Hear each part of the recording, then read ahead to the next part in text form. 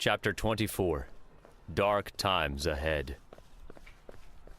Ally ran down the street to the house with Dublin in time to see Sem and Otto opening the front door beyond the garden. Dublin ran up to Otto as they both looked back and saw Ally scramble up the front porch. "Where were you?" asked Sem, his voice sharp. Ally muttered, struggling to think of an explanation. I went to buy more clothes from Vila. I heard an explosion down the street and decided to check it out. Everything okay? Okay isn't the word I'd use, replied Otto in a grim tone, walking through the front door. Sem rolled his eyes. He could sense she had watched everything happen like a bad news story based upon Ally's sympathetic tone. You all right, Sem? Ally asked. Sem held the door open for Dublin to run in. He took a breath and forced himself to smile at her as best he could. Ally could see his pain, like a reflection in a window. "I'm fine. Come on, we have work to do." Otto made his way down the basement stairs as the amber alert light flashed. He slid into his computer chair and turned the light off as he woke the computer up from its sleep. He scanned the data on the screen intently. Sem and Ally trudged down the stairs, mentally preparing themselves for another journey. Ally removed Alexander's bracelet from her wrist and used it to tie back her hair. "What's the story, Otto?" Sem asked, walking over to his locker more slowly than usual. Otto pressed his finger to the screen, reading the data closely.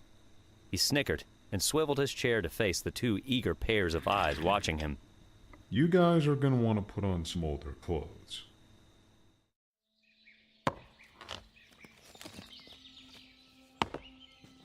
The sound of wood being chopped into small pieces clapped through the dense forest. With each swing of Christopher's axe, the cut in the tree before him grew deeper and deeper. Chris paused, placing the end of his axe on the ground so he could lean on it. He looked up at the timberline, catching his breath and shaking the sweat and wood chips out of his long blonde hair. Chris looked back at the tree in front of him. His job was almost finished. The day's many distractions and strange events had delayed his work. Hoisting the axe with both hands, he stood poised to continue swinging when a rustling sound caught his attention. Something was moving in the brush ahead of him. Chris stopped and lowered his axe and grabbed his bow and quiver from off the ground next to him. He delicately removed an arrow from his quiver and notched it on his string. He lifted the bow up and aimed tentatively around the tree toward the brush. He moved with a slow, steady pace toward the noise. He trod cautiously, with the forest floor crunching beneath his feet, fearing what predator may be stalking him. Chris let out a sigh of relief. There was a large buck no more than 50 feet away, grazing with its back to him. Chris raised the bow to aim at the buck. He waited patiently for it to raise its head, allowing for a clean shot. The buck nibbled at the leaves, unaware of Chris's presence. Bending down on one knee, Chris waited, knowing that the slightest movement or premature shot would scare his prize away and leave him with one less arrow and wasted daylight. Chris waited intently as the sunlight grew brighter across the forest. The sunlight started to pierce through the tall trees and glow radiantly behind him. Chris continued to watch the buck as it raised its head. The buck's eyes flared as it looked over toward him and the growing light behind his back. Chris didn't fire. His shot was ready, but the warm glow behind him was now so intense that he could see it in his peripheral vision. The light grew even brighter and more intense until the buck turned and started to run. Chris watched as the tree shadows surrounding him darkened. Looking up, he saw the sun shining in the sky above and not at his back. He lowered his bow and turned around, squinting. A vibrant starlight pulsed in the darkness of the forest as Chris raised his hand to cover his eyes. He watched through the narrow slits of his eyelids as two figures emerged and ran through the aura. The light quickly faded behind them. There was a young man with short, spiked brown hair and a goatee, dressed in a gray and blue tunic and carrying a backpack beside a young woman in a pale red tunic, with her hair braided into a ponytail. As they ran toward him, they removed their eye protection and looked around to assess their surroundings. Chris scurried back behind his morning fallen log, placing his bow down at his side with the arrow still notched. He watched the strangers from afar as the two of them spoke in a foreign tongue to one another. This doesn't look like the 14th century. This is a forest, Sem, said Ally, stuffing her goggles into her backpack. Thank you. I hadn't noticed. Sem shot back, looking around at the thick forest surrounding them. Forest or not, this is still the 14th century. We didn't land at Babylon when we first arrived either. We had to walk there, remember? New York was just a lucky drop. So we're just glorified park rangers then. Going on hikes all the time? Arriving in a forest makes our lives easier. I hate people. I hate talking to them even more. Besides, a nice hike never hurt anyone. I take it back. Sem grimaced, feeling the healing gashes in his leg. Ally frowned. Love the whole crossing time gig and the outdoors, but I'm not a big fan of the hiking part. Best get used to it then. This job is 80% hiking, 20% searching. Like you said, glorified park rangers. Sem's communicator beeped. He looked down at it and pressed the accept button. How's the view? Asked Otto over the communicator. Chris watched in terror. The two strangers seemed to be speaking in an odd form of English. He hesitated to make his presence known to them. They didn't look like soldiers or spies, and they surely didn't talk like normal English folk. Very green, said Sem, talking to his communicator and looking around. Ally lifted her communicator to send her own message. Hey, Otto, I don't suppose there is a way to keep the hiking part of these trips to a minimum, is there? Lowering her communicator, Ally looked around at the dense forest. Which way do we go now? Sem gazed rather blankly at the encircling trees. Uh-huh. You don't have any idea, do you? No, I do. We should start heading, Sem pulled his backpack around and opened it as it hung on one shoulder. Ally's communicator beeped, and Otto's voice sounded. Would love to, kiddo, but no. If you have any suggestions on how to make that happen, Sem and I are all ears. For now, you can just make him give you a piggyback ride. Ally snickered. If I learn how to train him to do that trick, I'll be sure to share the secret with you. Sem looked up from his bag at her with a scowl, then turned back to sorting through his supplies, oblivious to his surroundings. The forest breeze started to pick up. Ally closed her eyes with the back of her head against a tree, enjoying the fresh air blowing around her. A subtle crackling sound rippled through Chris's ears. He looked over at the tree he had been working on, now spitting wood pieces from the base as it swayed in the breeze. The two strangers now stood right in its fall path, both blissfully unaware of the danger. Chris watched the tree sway and crack, hoping it either wouldn't fall or that these strangers would move. But as much as he prayed from his hiding spot, the tree seemed destined to fall. The tall tree gradually swayed until, with a loud snap, the base split. Ally opened her eyes, hearing the loud snapping sound. Sem stopped sorting through his bag and looked at her.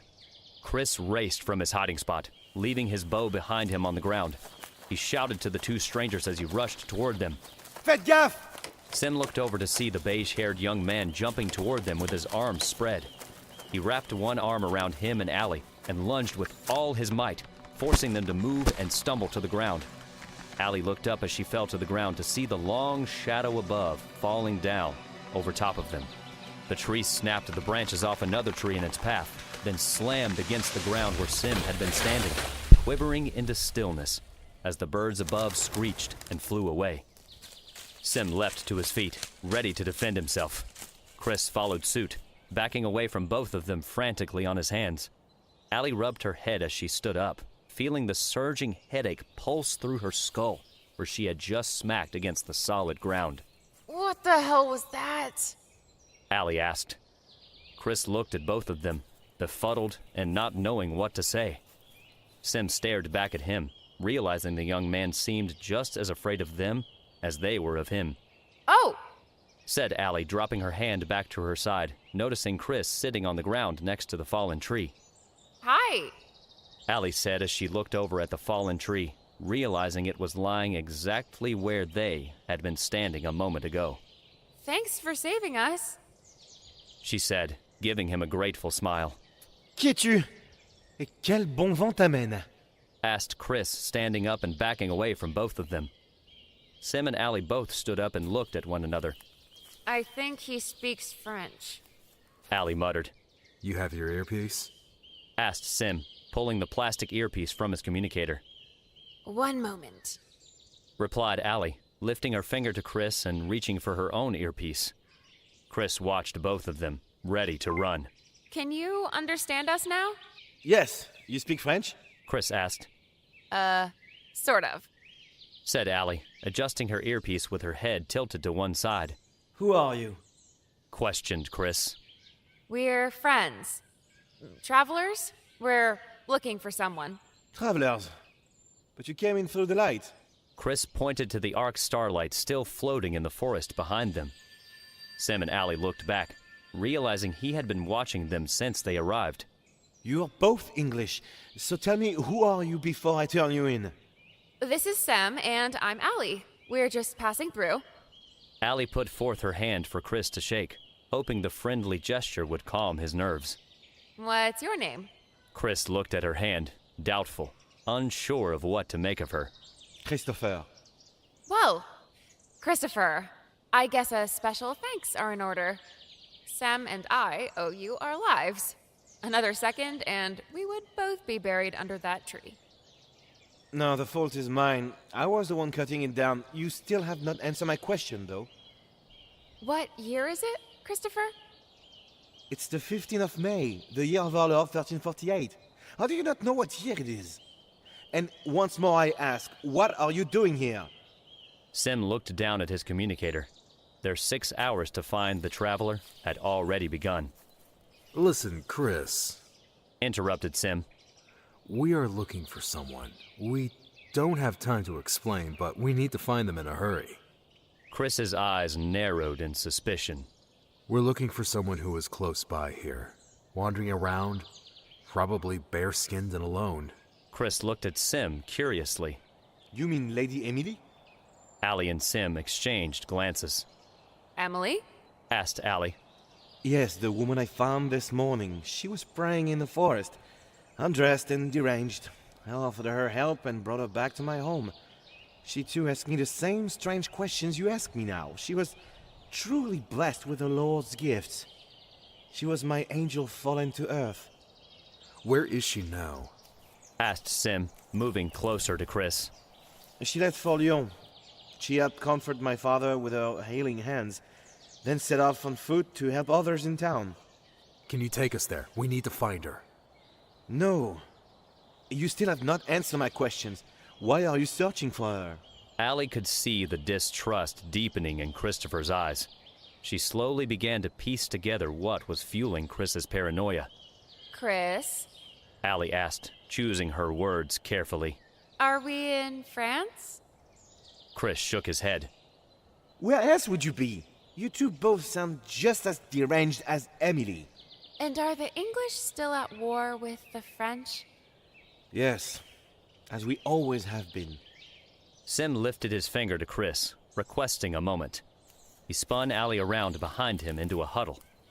Chris eyed the axe near his feet, knowing he could pick it up at any moment if the two English speakers tried anything. Mind explaining to me what's going on? Sem whispered. The French and the English are at war. I gathered, but give me a history lesson anyway. You really need to read something besides those science books. Ally said as she shook her head in astonishment. It's the 100 Years' War? The English invaded France in 1337, and the fight lasted until 1453. Well, they called it the 100 Years' War, when it really lasted 116 years, but that's not really the point.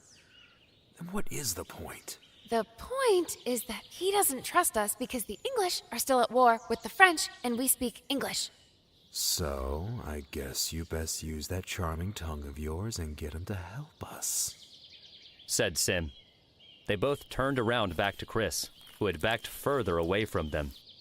Chris. I realize you have very little reason to trust us, but we really need your help. We are said Ally, thinking for a moment. guardians. Sem scoffed and turned his back. Guardians? Asked Chris, sounding even more confused. His eyes widened with sudden understanding. You mean angels? Angels. Sem muttered, giving Ally a sidelong glare. Yes, Chris. We've been bestowed the task of finding Emily. Sem felt almost embarrassed. He tried his best not to encourage the lies she was telling. Chris stared at both of them as the pieces of the puzzle sank in. A rush of awed disbelief flowed through him. He fell to his knees in prayer. Sainte Marie, Mère de Dieu, why choose me? I'm unworthy of your forgiveness. He mumbled to himself, looking down. Sem shot an annoyed look over to Ally, expecting her to end what she had started. She got the message. Walking over to Chris, Ally gently lifted him by the arm back to his feet. We're not those kind of angels, Chris. She said to him, brushing the leaves from his shoulders. We are just guardians, and we do need your help. Chris looked back at both of them. I know. I can't describe it. But somehow I know you two are here to help me. The Lord speaks in mysterious ways. Maybe God has finally offered me this chance to reclaim my family's honor. So, will you help us then? Ally asked. Sem twisted his backpack straps, impatient to get going. Chris stood quietly, taking in his divine challenge, pondering whether he was up to the task of fulfilling the Lord's will set before him. He had waited for this moment since he was a boy, and now the moment had come. All he had to do was take the first step. Yes. Chris replied, accepting his fate. Ally smiled and immediately hugged him, kissing him on the cheek in her joy. Chris's face turned a vibrant red. He'd never been kissed by a woman before, and his heart melted into infatuation. All the misery of his life felt lifted away by the joy of the self-proclaimed angel ahead of him. He didn't care if she wasn't an angel. Her beauty and joyful smile reminded him of one. Chris reached down to pick his axe up from the ground. He walked back to the fallen tree he was hiding behind and grabbed his bow. First I must check on with my father, and then I will take you to find Lady Emily. Lead the way, said Ally with a grin. Chris turned around, shy to meet her eyes. He climbed over his fallen tree, leading the way for them. Sem and Ally followed. Sem looked back at the ark's silver starlight, memorizing the layout of the forest around it to find their way back when the time came. I suppose it makes sense you two are not angels, said Chris, placing his bow across his chest and the quiver on his shoulder. How so? Angels don't speak English. They speak French. As they emerged from the densely packed forest, Sem and Ally saw a small hovel with walls made from wooden beams covered in wattle and a roof of woven straw. A plume of smoke billowed up into the rainy, gray sky above from the stone chimney. Ally was warmed at the sight, reveling in the simplicity of life during this time. Chris embedded the axe into a stump standing outside the house, then walked over to the splintered wooden door and opened it. A foul smell billowed out past the open door. Chris grabbed a cloth from the table inside and held it up to his nose as he entered. Come in if you wish. Chris walked away from the door, deeper into the shadowed interior. Ally lifted the collar of her tunic over her nose to avoid the foul smell and peeked inside. The home was mostly empty, with a fire at the back wall, a wooden table to one side, a few pans and candles resting on a shelf near the fire, and a bed at the far end. On the bed lay an older man with long gray hair and a full beard. His face and arms were covered in small purple and black boils as he coughed. Sem lifted his collar and began to enter the home. Ally pulled her head back from the door and grabbed Sem by the shoulder. I wouldn't. She said, pulling him away from the home. What is it? You know, you're really good at knowing what's going on but not filling me in until I ask. Chris's father has the plague. Of all places for us to end up. Ally replied in a worried, hushed tone. Plague? What plague? The Black Plague. The bubonic plague. I can't believe I forgot. Forgot what? During the middle of the 14th century, a plague ravaged Europe. It was a disease so deadly that it wiped out half of Europe. Few people survived. It's almost like the worst flu of your life. Boils, vomiting, fever. It was so bad the people thought it was God punishing them. Is it contagious?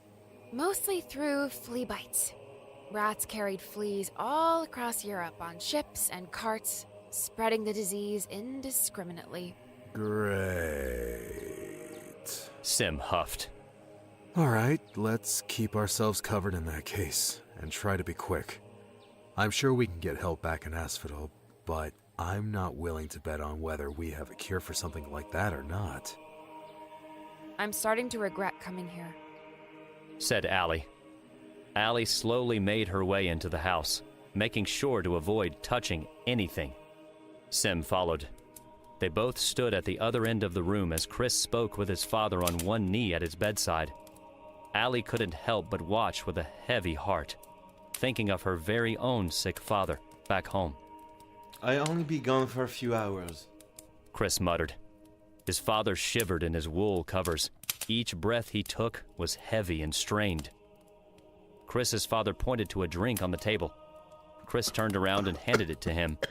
Sem watched Chris's father drink the mixture of green herbs and vibrant yellow flower petals. He handed the cup back to Chris, coughing at the taste. Is it helping? Asked Chris. Yes. My head feels much better. But it's only lasts for a little while. His father replied in a sickly voice. I can stay if you need. No, my son. The Lord has bestowed this task upon you. You must go. We dare not question his will. You spent your life turning your back to him. Now, he has chosen you. His father coughed heavily. Death has already made himself welcome guest in our home. This time has come for him to take me as well, just as it did your mother and brother. I'll stay then, said Chris, standing up from the bed. No, Christopher. His father grabbed Chris's hand and pulled himself upright, his eyes fixed on his son's. He let go and slipped a ring off his finger, placing it into Chris's palm. His father closed his hand around the ring. Don't let him take you too. Go. God has chosen you, Christopher. Don't make him wait any longer. Staring up into Chris's eyes with a solemn expression, his father rolled over in his bed, turning his back to him. Chris opened his palm and looked down at the silver ring with a cross stamped into it. Chris turned around and slipped the ring onto his right ring finger. He looked back at Sem and Ally, speaking in a woeful voice. I'll meet you outside.